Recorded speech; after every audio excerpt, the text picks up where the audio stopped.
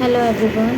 जैसा कि आप इस वीडियो में देख रहे हैं कि वोकेशनल सब्जेक्ट के अंतर्गत जो हेल्थ केयर सब्जेक्ट होता है, जिसमें क्लास 12th यूनिट 4, जिसमें हम देखेंगे कि ऑपरेशन करने से पहले पेशेंट को किस तरीके से तैयार करना होता है, कैसे प्रिपेयर किया जाता है, वो सारी चीज़ें देखेंगे। इसमें जो नोट्स आपको प्रोवाइड किया जाएगा वो 12th के बुक के अकॉर्डिंग ही होगा। So let's see. पहला क्वेश्चन है जनरल ड्यूटी असिस्टेंट जीडीए की क्या क्या जिम्मेदारी होती है ऑपरेशन के लिए, ऑपरेशन से पहले। पहला है रोगी की सफाई, सर्जरी से पहले रोगी की साफ सफाई करना, जैसे सेविंग, स्नान वगैरह आदि। वस्त्रों का प्रबंधन, रोगी को सर्जरी के लिए निर्धारित एक वस्त्र होता है जिसे पहनाना होता है। चेकलिस्ट तैयार करना, सर्जरी से पहले सारे डॉक्यूमेंट, जांच रिपोर्ट वगैरह सुनिश्चित करना। आवश्यक उपकरणों की व्यवस्था, ऑपरेशन थिएटर में उपयोग होने वाले उपकरण को तैयार रखना, सेटअप देखना कि सारी चीज़ें सही से है या नहीं, व्यवस्थित है या नहीं। देन 5th है रोगी को मानसिक रूप से तैयार करना। रोगी ऑपरेशन के पहले बहुत तनाव में होते हैं, इसलिए उन्हें सामान्य जानकारी देनी होती है ताकि उनका तनाव कम हो सके। 6th है वाइटल साइंस की जांच करना। वाइटल साइन में ब्लड प्रेशर, तापमान, पल्स, रेस्पिरेशन इत्यादि आता है, जिसकी जांच करना और उसके डॉक्यूमेंटेशन करना होता है। 7th है मेडिकल स्टाफ के निर्देशों का पालन करना, डॉक्टर और नर्स के निर्देशों के अनुसार रोगी की देखभाल करना। देन सेकंड क्वेश्चन है मरीज की कलाई पर लगी बैंड पर कौन सी जानकारी लिखी होती है।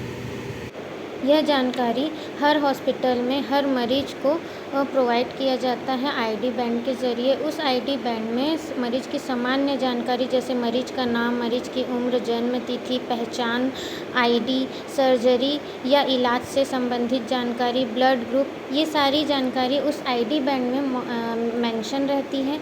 जो आईडी होती है, आईडी नंबर, वो हर मरीज का अलग होता है। नाम एक बार सेम हो जाएगा, ब्लड ग्रुप सेम हो जाएगा, लेकिन वो जो आईडी नंबर होती है वो हर मरीज की अलग अलग होती है। वो एडमिशन के टाइम प्रोवाइड किया जाता है पेशेंट को, जो कि आईडी बैंड में मेंशन होती है। यह जो आईडी बैंड होता है वो एडमिट पेशेंट की आइडेंटिटी को दर्शाता है। देन नेक्स्ट क्वेश्चन है प्री ऑपरेटिव देखभाल में शारीरिक जांच। ऑपरेशन ले जाने से पहले शरीर की कुछ जांच की जाती है, देखभाल की जाती है, कुछ चीज़ों को देखा जाता है, जिसमें से पहला है वाइटल साइन। वाइटल साइन के अंतर्गत ब्लड प्रेशर आता है, हार्ट रेट आता है, टेम्परेचर आता है, रेस्पिरेशन आता है। इन सब चीज़ों का एक नॉर्मल वैल्यू होता है जो किसी भी मरीज़ या किसी भी व्यक्ति के लाइफ को दर्शाता है। तो ये सारी चीज़ें चेक करेंगे। देन सेकंड है शारीरिक अवस्था, जिसमें रोगी के वजन, हाइट को चेक करेंगे। देन हृदय और श्वसन प्रणाली की जांच करेंगे, हृदय में ईसीजी के द्वारा उसको चेक करेंगे। देन त्वचा की स्थिति देखेंगे, किसी भी प्रकार का संक्रमण या घाव तो नहीं है। फिर न्यूरोलॉजिकल स्टेटस को देखेंगे, मानसिक स्थिति सब नॉर्मल है कि नहीं।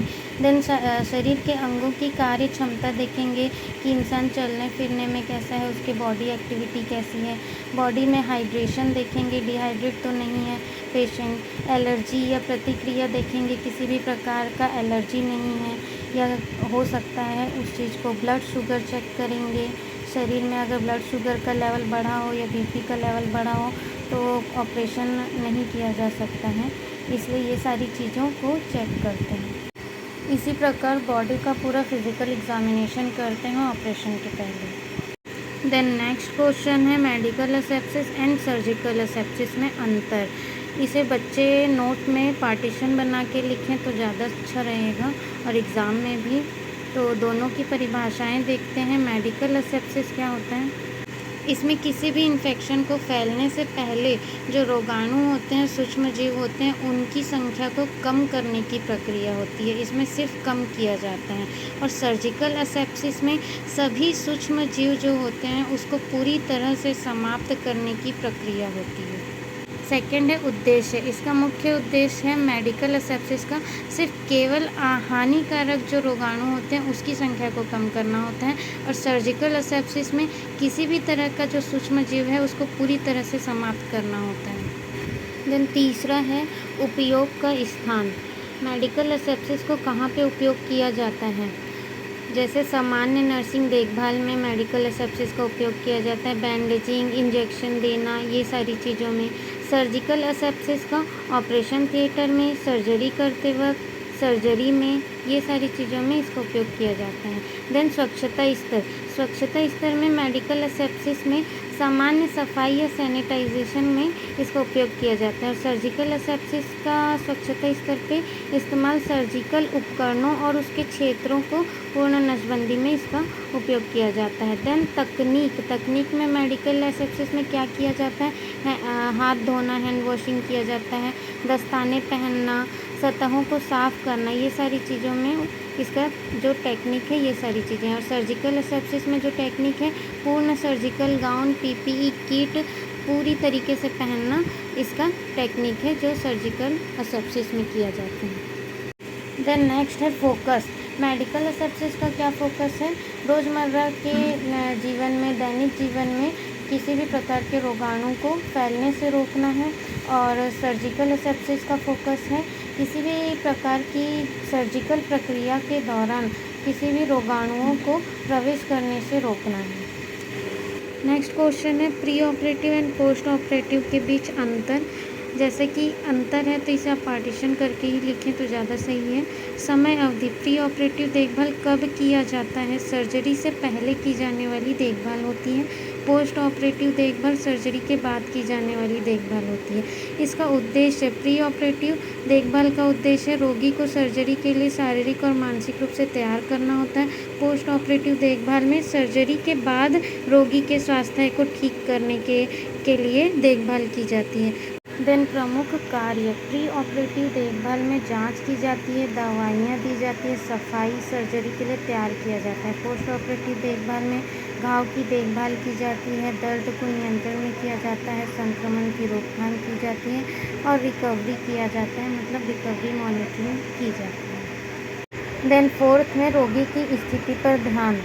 प्री ऑपरेटिव और पोस्ट ऑपरेटिव दोनों में ही इसमें रोगी को असेस किया जाता है।